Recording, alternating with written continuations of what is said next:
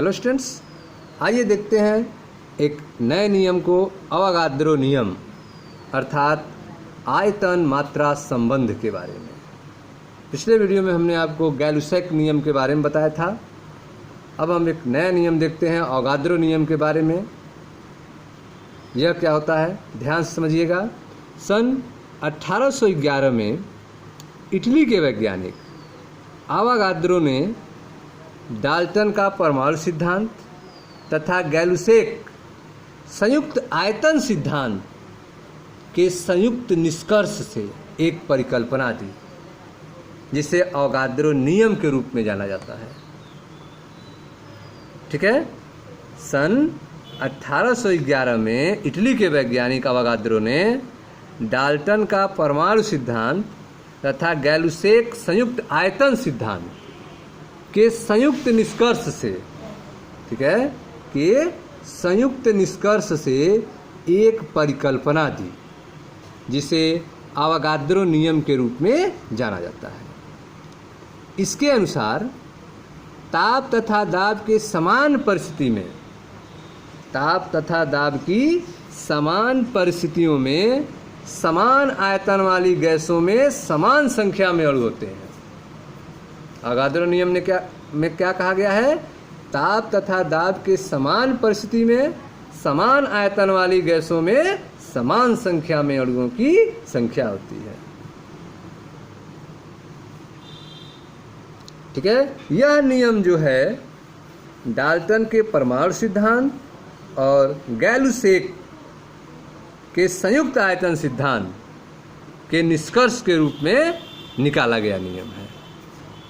इसमें बताया गया कि ताप तथा दाब के समान परिस्थिति में समान आयतन वाली, ताप और दाब की समान परिस्थिति हो, आयतन भी समान हो, ठीक है, तो गैसों में अणुओं की संख्या भी समान होगी।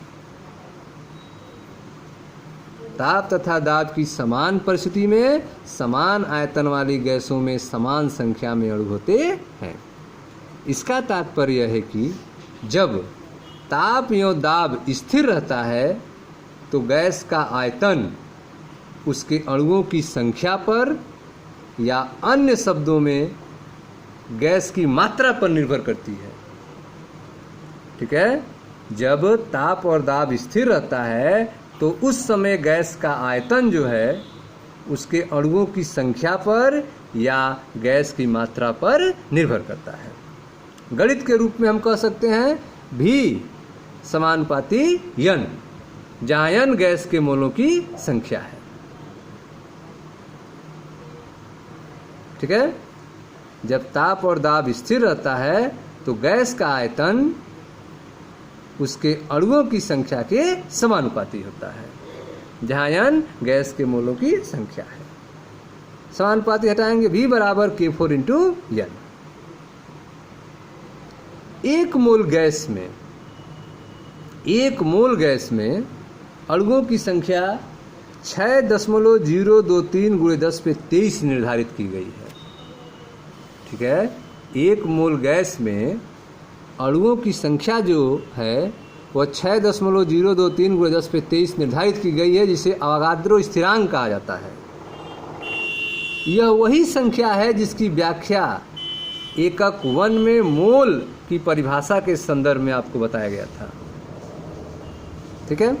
चूंकि गैस का आयतन मोलों की संख्या के समानुपाती होता है, अतः प्रत्येक गैस का एक मोल मानक ताप एवं दाब, जिसका तात्पर्य 273.15 केल्विन तथा 1 बार अर्थात 10⁵ पास्कल होता है, समान आयतन रखता है।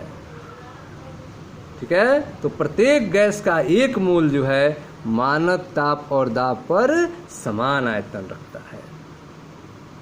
एसटीपी पर आदर्श गैस का मोलर आयतन 22.7, ठीक है, लीटर पर मोल होता है। स्टैंडर्ड टेम्परेचर प्रेशर पर आदर्श गैस का मोलर आयतन 22.7 लीटर पर मोल होता है। कुछ गैसों के लिए मोलर आयतन यहाँ सारणी में दिया गया है। आप देख सकते हैं 273.15 केल्विन तथा एक बार एसटीपी पर कुछ गैसों का लीटर प्रति मोल में मोलर आयतन दिया गया है। जैसे आर्गन का 22.37 होता है, कार्बन डाइऑक्साइड का 22.54, डाई नाइट्रोजन का 22.69, डाई ऑक्सीजन का 22.69, डाई हाइड्रोजन का 22.72, आदर्श गैस का 22.71। ठीक है, आगे देखते हैं। एक गैस के मोलों की संख्या की गणना इस प्रकार की जाएगी। मोलों की संख्या बराबर वेट बाय मॉलिक्यूलर वेट। ठीक है, एक गैस के मोलों की संख्या की गणना इस प्रकार करेंगे। मोलों की संख्या n बराबर स्मॉल m बटे कैपिटल M, जहां स्मॉल m अन्वेषण के दौरान गैस का द्रव्यमान है तथा कैपिटल M मोलर द्रव्यमान है। ठीक है, गैस का द्रव्यमान बटे मोलर द्रव्यमान। मोलों की संख्या निकालने के लिए स्मॉल n बराबर स्मॉल m बटे कैपिटल M, जहाँ स्मॉल m अन्वेषण के दौरान गैस का द्रव्यमान तथा कैपिटल M मोलर द्रव्यमान है। अतः यह स्मॉल n का मान हम ऊपर वाले समीकरण में रख सकते हैं, जो है हमारा V बराबर K4 इंटू n में। ठीक है, तो n के जगह जब हम रखेंगे स्मॉल m बटे कैपिटल M, तो V बराबर हो जाएगा K4 स्मॉल m बटे कैपिटल M। ठीक है, यह हो जाएगा V बराबर K4 स्मॉल m बटे कैपिटल M। ठीक है, तो यह जो समीकरण आपने देखा स्मॉल m बराबर K4, ठीक है, स्मॉल m बटे कैपिटल V, इस रूप में भी हम इसको लिख सकते हैं समीकरण को, कैपिटल M का मान निकालने के लिए कि कैपिटल M बराबर क्या होगा, तो K4 स्मॉल m बटे कैपिटल V।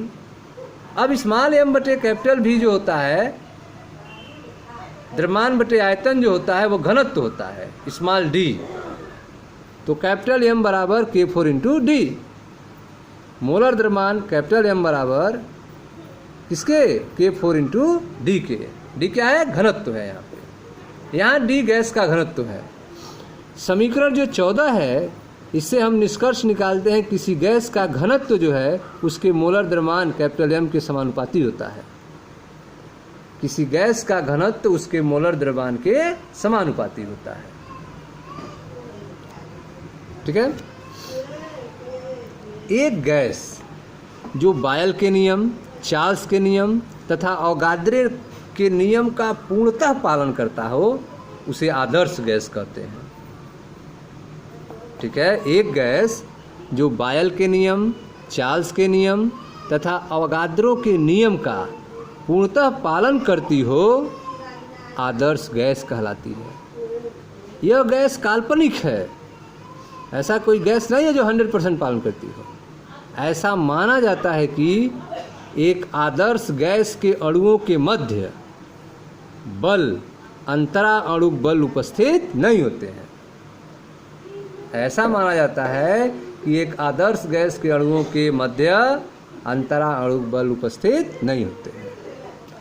वास्तविक गैस केवल कुछ विशेष परिस्थिति में, वास्तविक गैस जो हैं वे केवल कुछ विशेष परिस्थितियों में जब अन्योन्य बल प्रायोगिक रूप से नगण्य होते हैं, इन नियमों का पालन करती हैं।